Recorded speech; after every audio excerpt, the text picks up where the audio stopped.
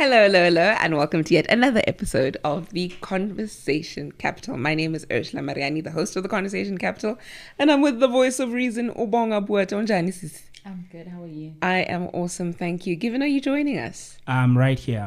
Awesome.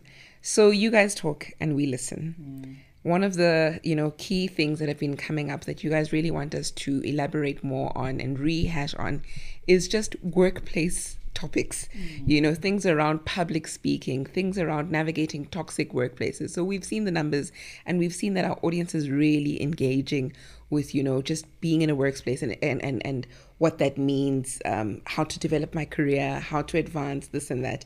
And so we're saying, you know what, guys, we are Opti. We have invited somebody very special.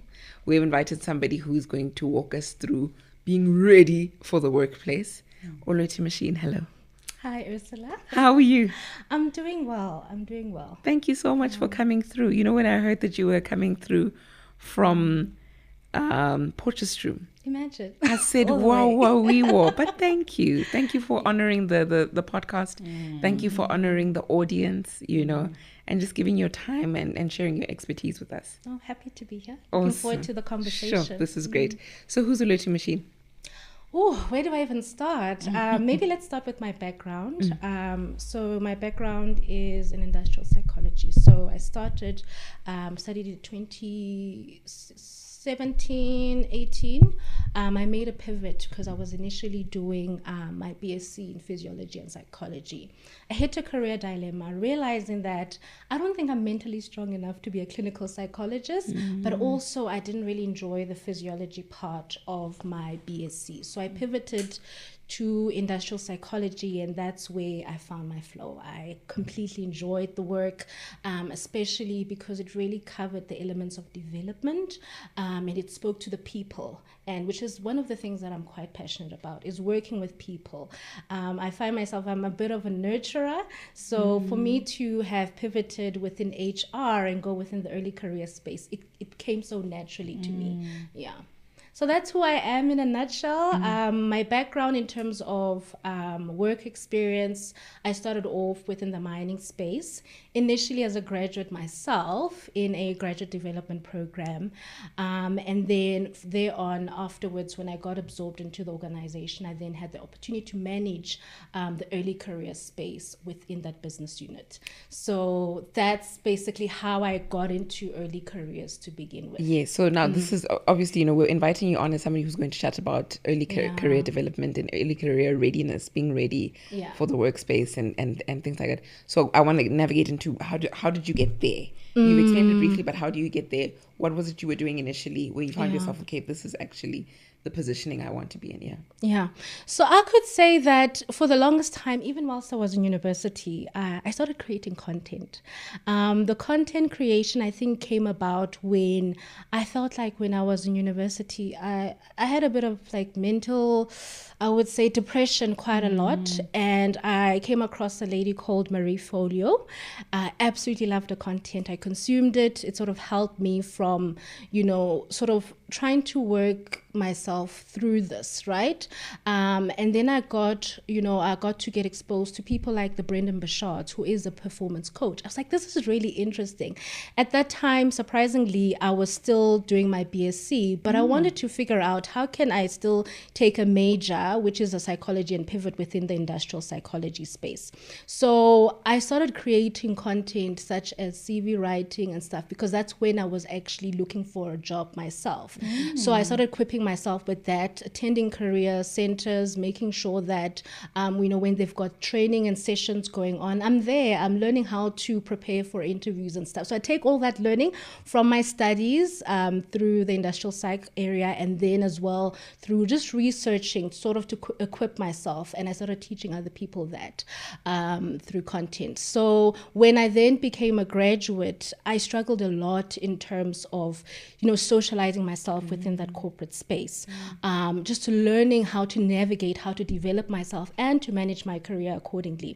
So some of those struggles, I wanted to make sure that, I've had the opportunity to sort of correct some of the things that I felt were lacking in the formal graduate program. So I had that chance to then pivot It was a passion of mine as a previous graduate, but I also loved working with young people. I find them to be easier to work with. They're more humble, they're more malleable, they're more willing to learn and to develop and to be coached. So that's how I sort of made my transition from, I would say, an HR generalist to more specialized talent management, and then obviously the early talent side of things. Thanks for walking us through your journey. Now you've told us about your journey. Now let's reap the rewards. Let our audience reap the rewards of the work you've put into preparing people for the workspace. What does it mean to be workspace ready? What is it? What explain the concept of being work readiness? Work readiness. Yeah. So I think there's many ways to look at it, but the best way I could describe it is looking at the knowledge, the skills, and the attributes that make you successful within the working environment, right? So there's an array of different things you can cover. Being work ready, if we look from a student perspective, it is to know how to navigate the job searching journey. How does that actually look like? Where do you start as a student who is in university? Do you know that you need to build a career profile? Are you building up your CV whilst you're studying? Are you building a network inside the university as well as outside externally? So it starts with, from a student perspective, building your career profile, being intentional with that.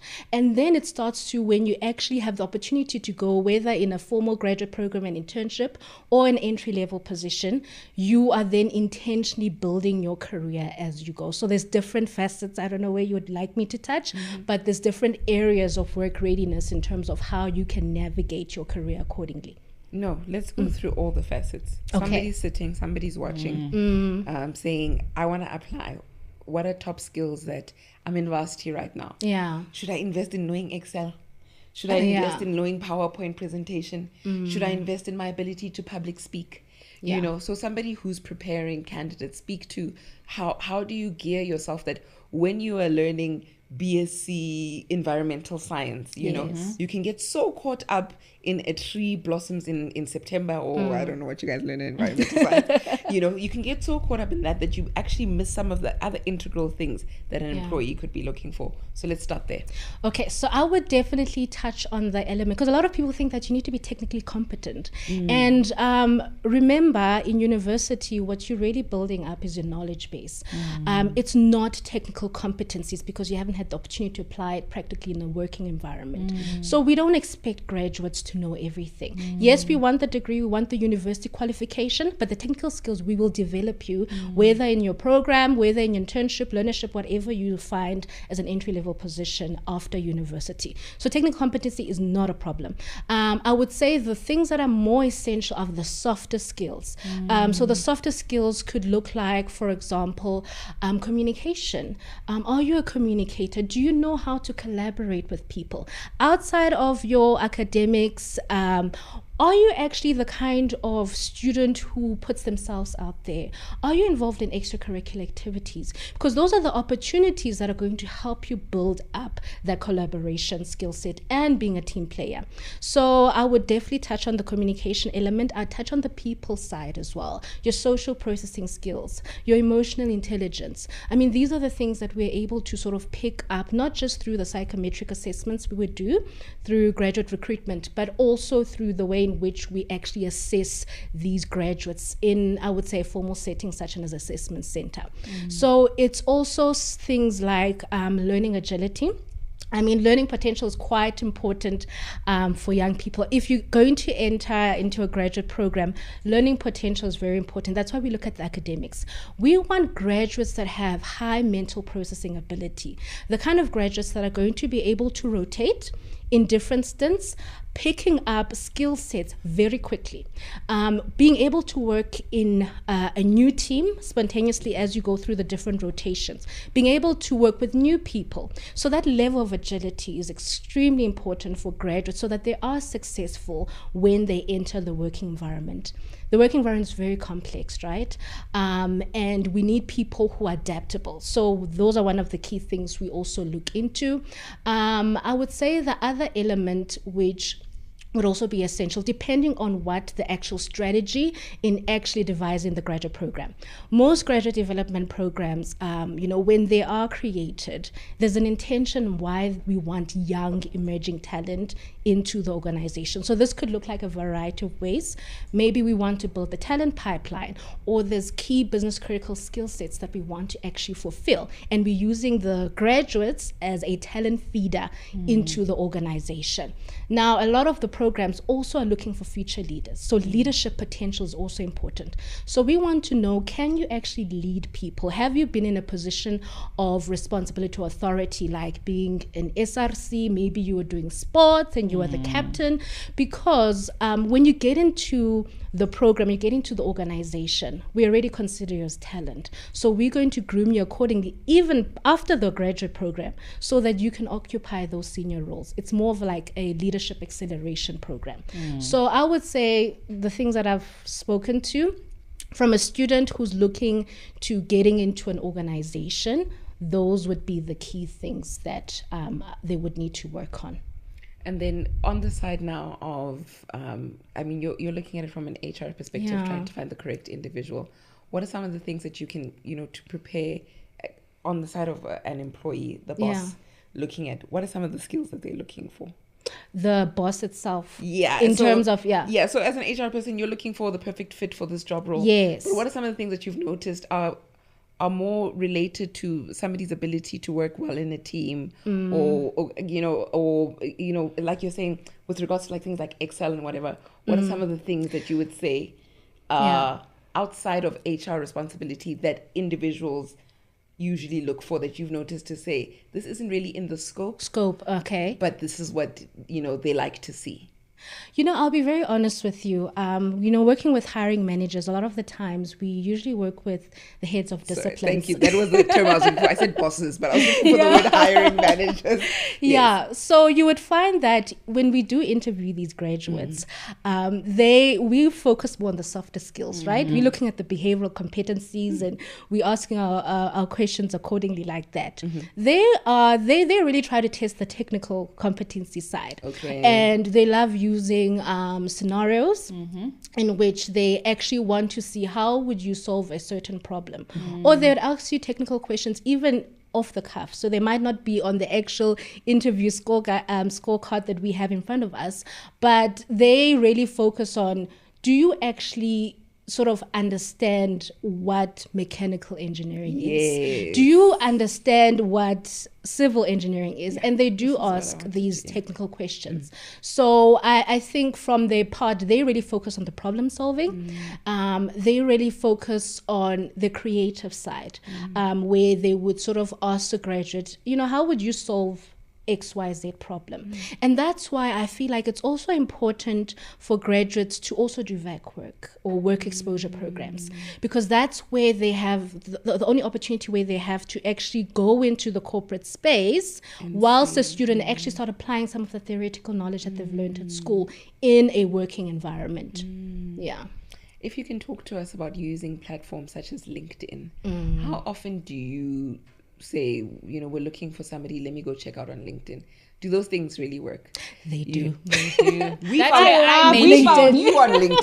Yes. I'm a LinkedIn active user, 100%. No, I absolutely agree. But if you could just expand with us, what does it practically look like to be using LinkedIn as a platform for one to find jobs, for one to look for individuals? If you could just expand on that. And just to add on to that, because I've seen a few students as someone in school, because with us professionals, you would post like your daily life, or I've came across this. So as an entrant, maybe you're in varsity or honors year, you're building a profile so that companies can look at you. What are you sharing? In the library, working hard on my biometrics module. We call them LinkedIn influencers these days. And you find a lot of our Generation Z that are very active on social media, going onto LinkedIn. I would say the first thing you would need to do, number one, be active. Actually be active on the platform. I found that they say that about 1%, there's only 1% of people who use LinkedIn are actually active and post once a week. So it means, number one, making sure that... You know what? Yeah. Just pausing right there. I like the numbers you're giving. Yeah. Because people say things like be active. What does be active mean? We're talking posting once a week. Yeah, Thank you. that could be one of the things. The second thing I'd say, optimize your profile. So there's a creator mode on LinkedIn where it sort of gives you a couple of like almost like a checklist in terms of, what you need to have, like a picture that's got a nice plain background where we can see your face, making sure your job title as well. So I'm finding that the trend now on LinkedIn is you no longer just put your job title. Let's say I work for this company. Let's say I'm a early talent officer working for Anglo American. No, what you actually write on your job title on LinkedIn is what value do you bring? Because someone else might not know what an early talent officer is. So for example, for me, I say I transform ambitious graduates into high performing professionals, which speaks to my actual role or what I do as a career. So graduates, I would actually advise them to actually talk about what are they looking for. So I'm a graduate, or I'm a mining engineering graduate looking for entry-level positions within the mining space or something like that. So that should be on their job profile, not to say that mining engineering graduate alone. So they must actually talk about what are you actually looking for, because that's the first thing I see when I'm viewing a profile. Having a good summary on the LinkedIn part, making sure you put in your education. Sometimes you can even attach your CV, but you have to be a bit careful in terms of putting something like your ID number, even your contact number. I would probably put in just my email address. It also means building a connection base. So reaching out to graduate recruiters on LinkedIn, having them as connections, and not just allowing the relationship just to sit on the platform. Contacting, DM these graduate recruiters, because they usually go to these career fairs in university. Make it a point to actually meet up with them. A lot of the issue with graduates is that when they apply for roles or jobs, they put in a faceless CV. That will get lost in the ATS and all these other things. What you want to do when you apply for a job, know who is the person who's receiving that CV so that they can look out for your CV out of all the tens and thousands of job applications that come through. So LinkedIn is definitely a great opportunity for that. Putting on your job alerts, making sure that they're active. So when you get job alerts, you sort of categorize it in terms of what kind of roles you're looking for. Big, large organization post all their jobs on LinkedIn. I think that would be the first place I would look in terms of job sites. Definitely LinkedIn, because that's where they also advertise. Yeah. Then if you could walk us through, I've got the job now. Okay. I've used LinkedIn. I'm in the space. How do I demonstrate myself as a valuable candidate in this space? Using the platform. No. Oh, outside of LinkedIn. Just keep us day at work. Is Okay. it the way I dress? Is it the way I talk? Is it the way my email jargon? Kind regards, best regards. Like, what is it? What is it that says, okay, we've hired the right person? I think Before she that, wants to add on to. Before that, I want to speak to, does social media behavior matter? Because LinkedIn is a social media platform. So let's say, my LinkedIn is great. Yeah. But maybe does social media behavior matter? I always use the mom rule, meaning that if your mom were to see your post, how would she feel about it? My mom. Yes. So let me tell you, we graduate recruiters are very nosy. We'll go on your Instagram, we'll go Why y'all trying to be on my your mom? TikTok. So is it appropriate? Is it like, are you posting pictures of just, those people post pictures of alcohol in the bathtub and stuff like that. So just be a little bit careful in terms of what are you putting it out there in the universe. So in terms of LinkedIn itself, or let's say, for example, I'm just going back to your question in terms of working for the first time and just understanding what can you do to actually stand out. I think it's a sentiment that stays with a lot of graduates and emerging professionals. They want to go into an organization and they want to make a direct impact. They want to be involved in the big, large, strategic, high impact projects. They want to be invited in the rooms. And I always say, slow down. As a graduate, for you to create impact, you need to first have mastery. You need to first focus on building up your technical skills stack, which is a lot of the times the process in which people actually miss, because they want to do impact, but you can't do impact if you're not competent, right? So I always say focus on your technical skills stack, building up your mastery. Now, how does that look like for someone who is working for the first time? It's building up your technical capabilities. So as a graduate or even an internship program or a learnership program, the first thing you ask for from your early talent team or from your HR is, do you guys have a structured development plan for me? Do you have some type of a technical learning journey? Because that's going to be the Bible that you're going to use. That's going to be your guide that's going to speak to, okay, if I'm in this program, 2-3 years time, I need to exit the program. What profession am I going to be? What was the purpose of us having HR professionals within this graduate program? Was it to groom specialists? Was it to groom generalists? Your technical development program will speak to that. It will also speak to the type of role rotations that you're going to work under. It's going to speak to the type of line managers you're going to work under, because as you go in different teams, you're learning different skill sets, you're getting different work exposures. So I would say focus on technical skill, because as you increase your competence, you also increase your confidence as well. As someone in HR, I can speak to that. I can agree with you so strongly, because my program, there was a checklist. I actually didn't know what it meant to have my degree until that program. You need to know onboarding, you need to know talent, you need to know this function, you need to know that function. And when you are in interviews with people, you want someone to use the correct vocabulary. And the only way someone can show that is by having the technical capabilities that you're speaking about, if I have done my job. And there's this tendency of organizations where someone becomes so good in a particular thing that they don't get to rotate. They want them to stay there. And graduates also become comfortable because now they know the people there, right? I'm comfortable with my colleagues. I'm comfortable with the work. That's when I say that you need to actually challenge yourself. Get out of your comfort zone. The minute you stay too long, you are not growing anymore. So I always say with graduates, I look at different areas where you're doing familiar work in a familiar environment. Learn what you need to learn, move on.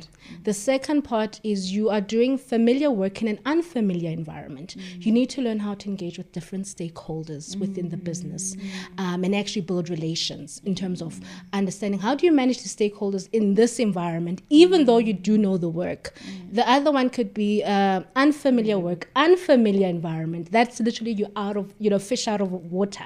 And that is also good because it means that you need to lean further on your job resources. So getting support from colleagues who are more seasoned, who are more experienced, because that's where the coaching is going to come from. You're going to need coaching. You're going to need continuous feedback so that you are iterative in terms of how you are navigating certain work tasks. So I would definitely speak to that. So it's sort of not making sure that you are able to learn and to accelerate your learning. Do not stay stagnant. The quicker you build your skill set, the better for you to get absorbed into the organization in certain roles. In South Africa, our land, you know what happens? There's no jobs. Speak to navigating failures and rejection, because the truth is people get rejected more than they get accepted for jobs. And it can be quite a daunting experience. If you could just walk us through that, what would you say to an early graduate to say you're gonna fail more than you pass, and this is how you navigate the failures? So would that be failure with regards to applying for jobs and not getting there? So rejection, I think failure is not graduate. Rejection, job application. We regret to inform you. I say, have you ever gotten regret? I have. It really does something to the mindset, hey? It does. Yeah, especially with mental health. I can see how that can really affect a person. because you think, is there something wrong with me? Am I not good enough? Yes. Especially if you actually look at the current market, where you're finding for, let's say, a formal graduate program, and there are not a lot of them. Let me be there are not a lot of them. You'll find that there'll be 20,000 job applications from graduates, and they're only taking 20 people. So that's 0.01% people actually become successful for those roles. The best way to approach it is, I always say, resilience as well as some level of grit. It's a job to find a job. And the sooner you start, the better.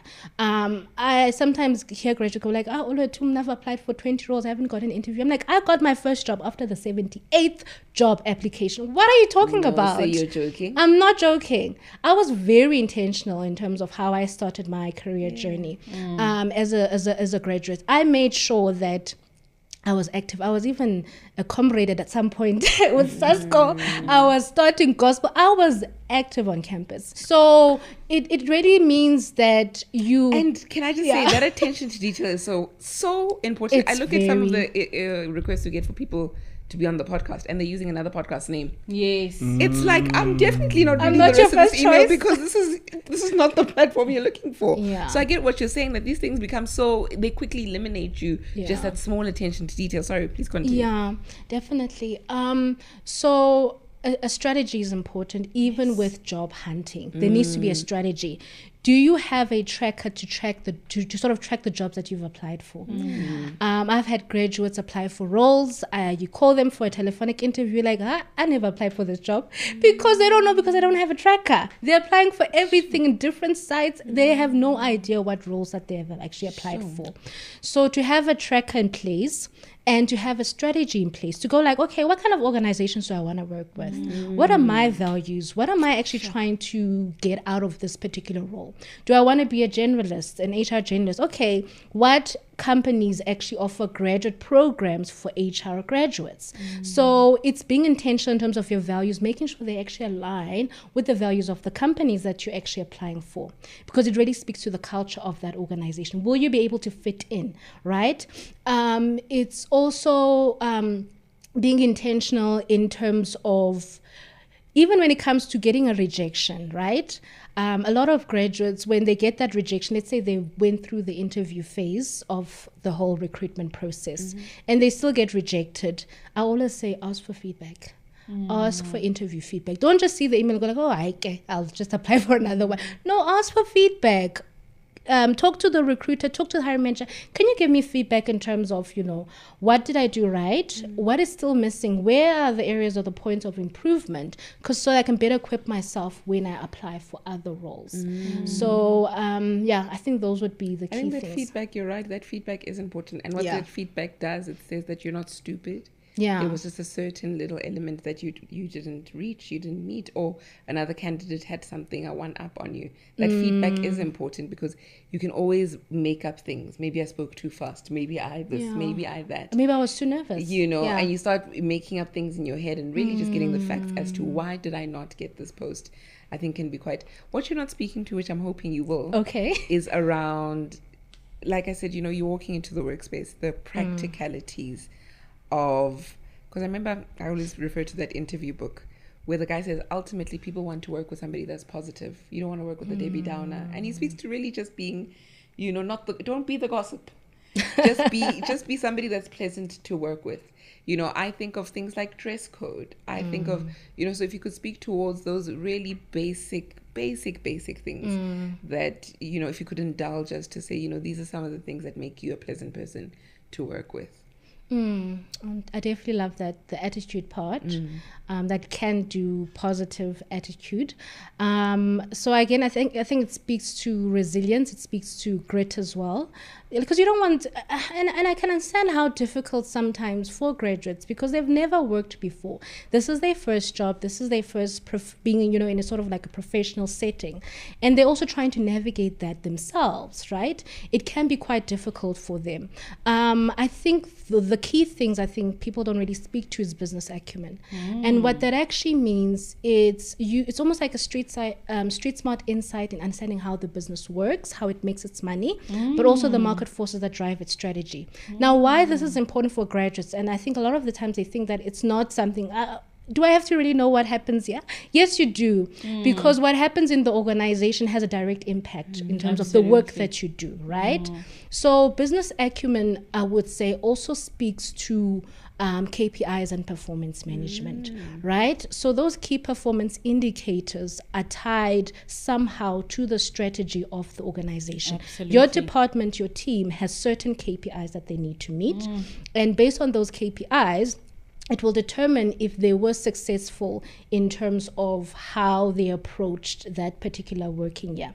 So I would say for a graduate to sort of be someone who's ambitious is, I always ask, what is that one headache or that one KPI that sort of gives your line manager sleepless nights? What is that irritant?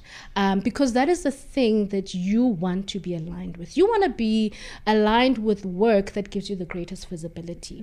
So I always say, looking at the biggest KPI and making sure, how can I be a part of that project? How can, even if I'm just maybe doing notes for now and stuff like that, I'm opening myself up for work and opportunities. I'm opening myself up for visibility, not just to my colleagues, but also to senior leaders, because this is the KPI that is the main driver for that division. So definitely business acumen. It's also understanding that you're accountable. A lot of graduates forget that they're accountable to the employer. You're no longer a student, meaning time management. Get to work on time. If you set up a meeting, make sure that you attend the meeting. Make sure you prepare for the meeting. Have you guys seen this meme of Woody from Buzz Lightyear walking out of a box, like dancing, and then the caption reads, he looks very like, I don't care, I'm at work. Like he has a very, I don't know, like the dance itself has an attitude about it. And then the caption says, me walking in at the office knowing that everyone else is incompetent. Actually walking in late at the office knowing that everyone else they have is incompetent. So I have this leeway. Exactly. Yeah. So like the time management element, accountability, meaning that your KPIs, if you don't perform, you get fired. Okay? If you're working for someone will always have that level of control in terms of if you're being hired, if you're being promoted, if you're being fired. So knowing that there's a certain expectation, psychological contract, which is basically what the employer expects of the employee and what the employee thinks is expected of them, making sure those are aligned. It will sort of help you ensure that you are always on track, your KPIs are being met, and you're performing at level.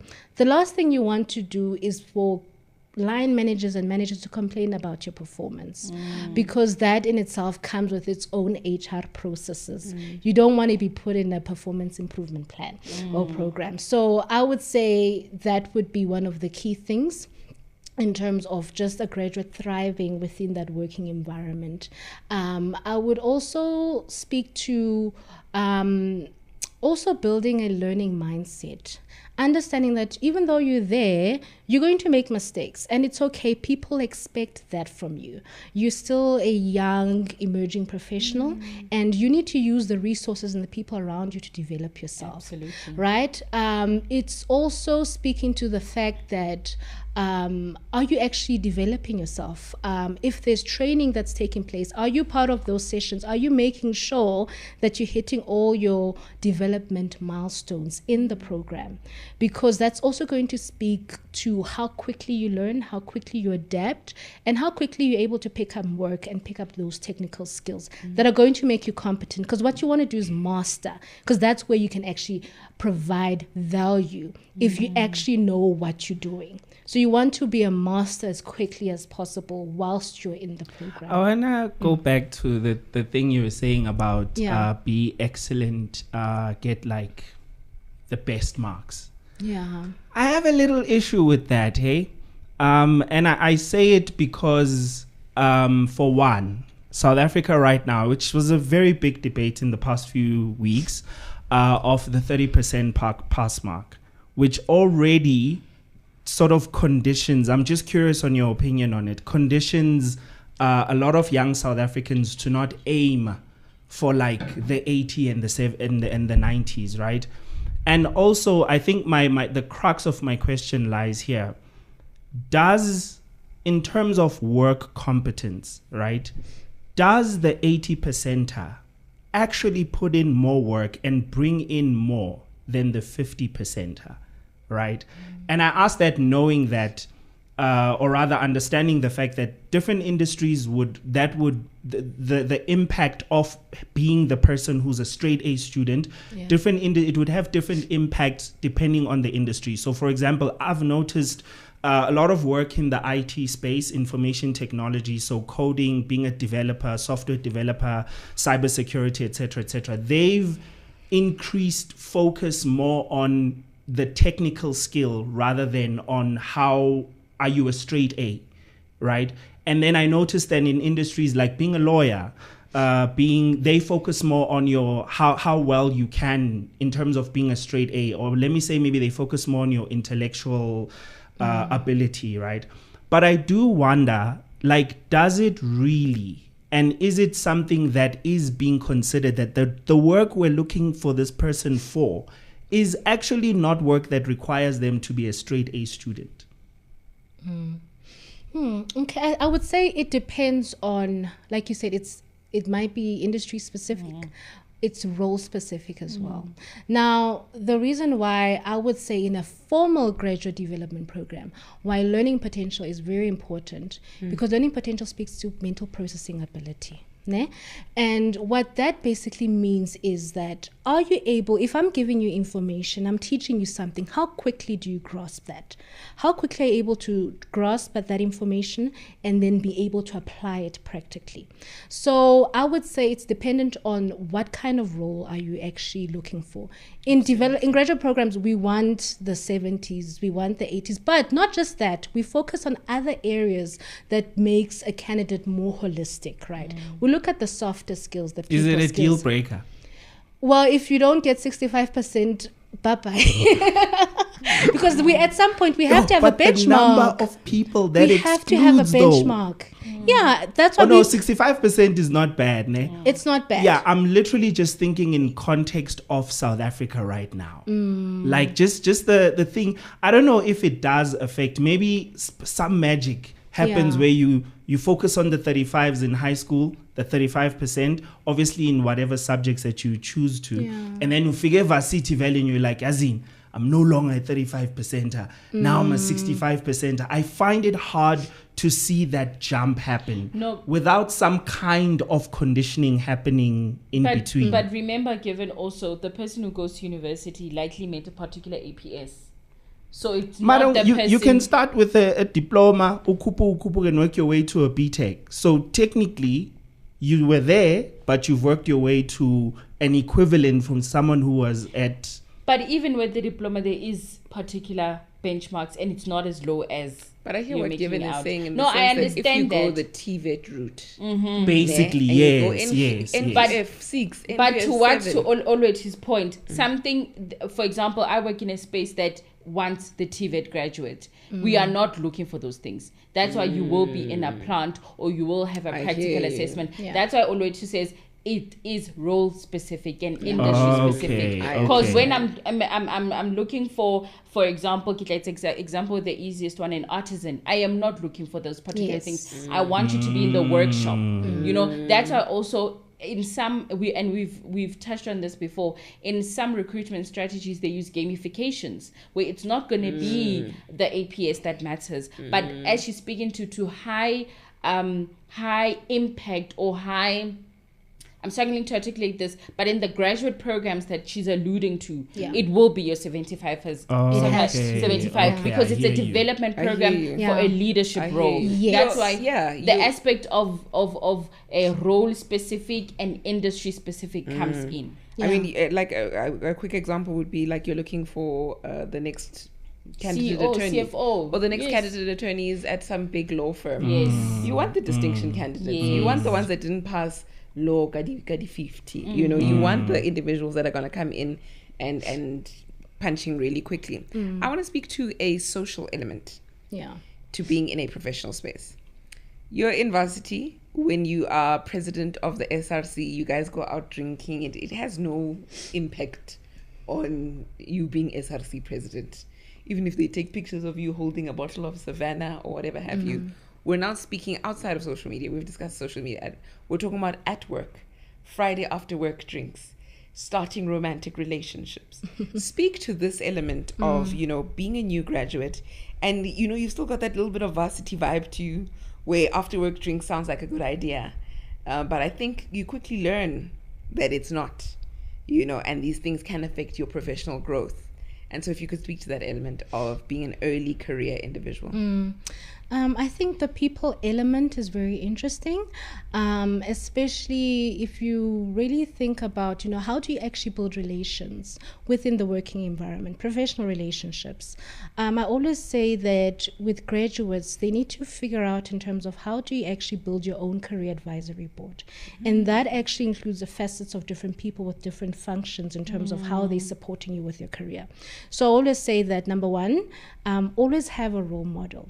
Meaning that what is or who is that inspirational figure? They don't have to be someone you work with, but they can be someone within your niche, someone within your field that you aspire to be. Who do you want to look like when you're at the pinnacle of your actual career? So that's going to be the kind of person that's going to motivate you, even when things are quite hard at work. Because let's say you listen to their podcasts, you read their books, and you're trying to align yourself with that type of a person. You're actually using their actual blueprint. The second person is, I feel like the most important part is having a mentor as well, because having a mentor within the working environment really does wonders for your career. This is, you know, a person who is there to sort of support you in terms of your goals. They are also your sounding board as well. They give you good advice.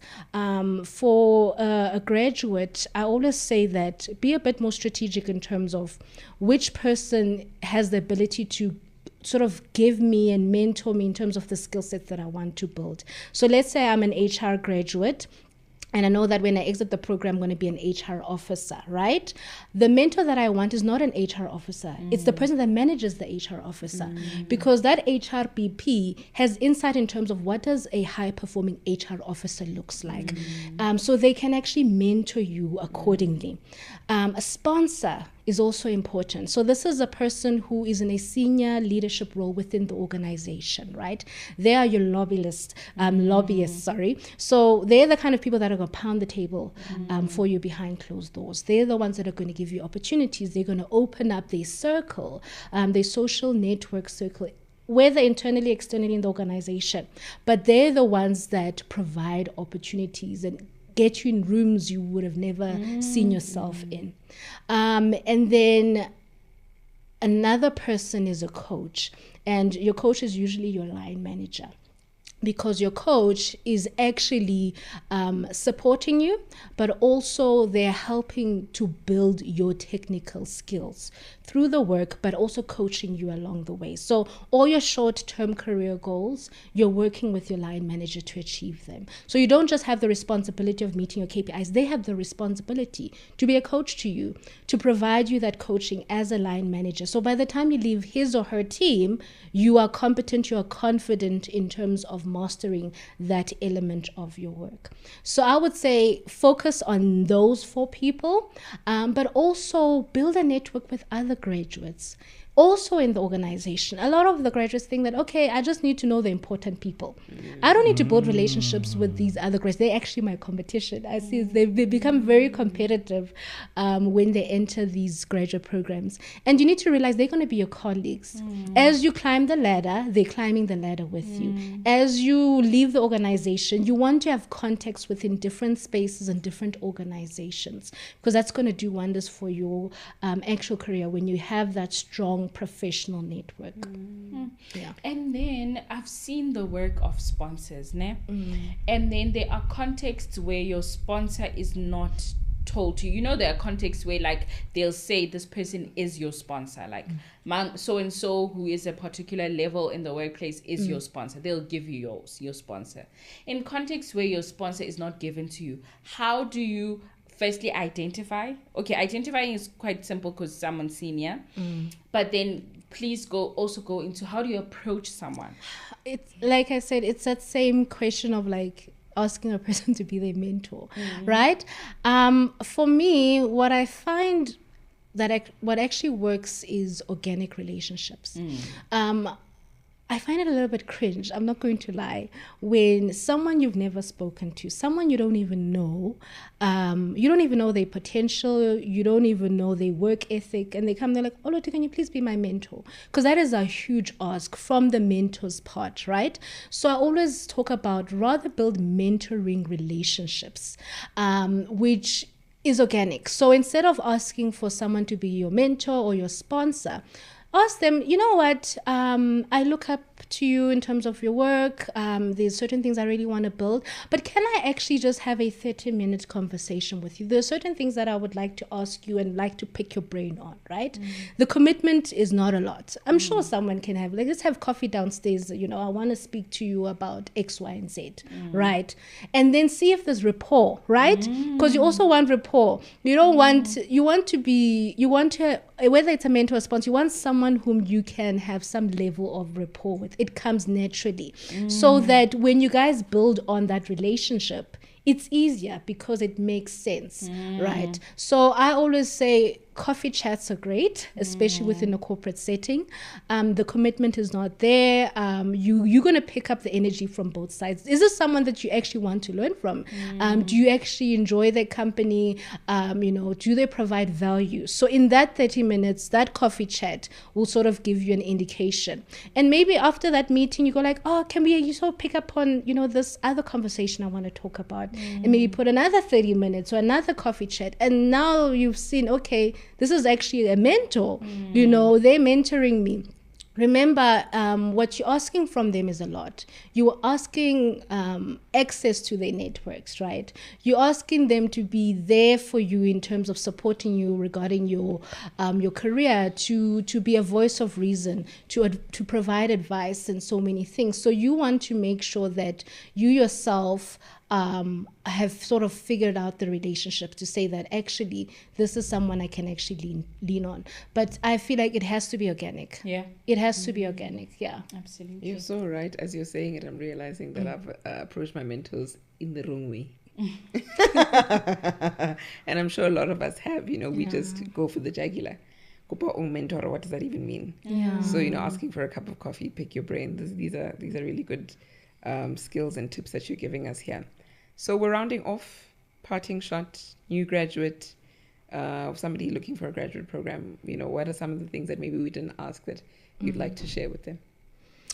Okay, so a graduate who is looking to apply for a graduate program.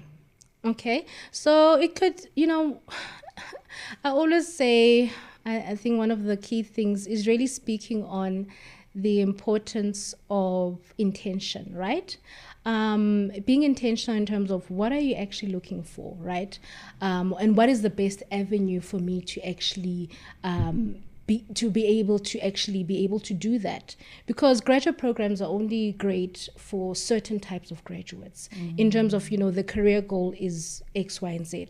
Sometimes going into an entry-level position it might be the best approach for you. So instead of going through an internship or graduate program, you go right into an entry-level position, and the learning is also there as well.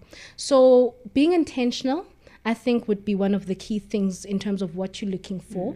It is networking, building your network whilst you are in university. Universities have alumni programs where you can actually reach out to alumni who were part of your university, who are in different fields and industries. They can actually connect you with mentors like that. But a lot of people don't know because they don't go to the career centers. They don't inquire about such things. The best way to get your foot in is to have someone who's already on the other side of the door, right? So I always say, with the faceless job applications, they don't always work. know people from inside, do informational interviews with people who are already in the graduate program, in the learnership program, the internship program you want to be, because then you can also pick their brains in understanding how did you navigate this and that, when it came to the interviews, how did you prep accordingly? So having those informational interviews, building your network is very fundamental. It's going to make it so much easier for you, because I've had many graduates reach out to me on LinkedIn. I've kept their contact. They see me at the career fair. They give me their CV. And when I'm looking at those 10,000 job applications, I'm looking for them as well, because I have them in the back of my mind. But if you're not visible, if no one knows who you are, you're going to be lost in the sea of the other 20, 30,000 job applications. Yeah. Thank you. Thank you so much for your time. Thank you so much for sharing your insights. Jokingly said in South Africa, but these are critical conversations because people are struggling. The competitive environment is really high. There's high youth unemployment in South Africa, really high, actually. High is not the word. You have to add the really so that we stress, And so people are looking to how do I fare in such a competitive environment. So thank you. Thank you for sharing with us. It's a pleasure. Thank you for having me. Thank you, Olwethu Machine. That was today's episode of The Conversation Capital. So all the new graduates, make sure you forward this episode to them. And don't forget to also comment some of the tips that you have. If you've been in the workspace for a while and you're saying, hey, man, I think this was missed out, then feel free to share that with us. Thank you, though. Don't forget to like, share, and subscribe. For now, though, goodbye and God bless.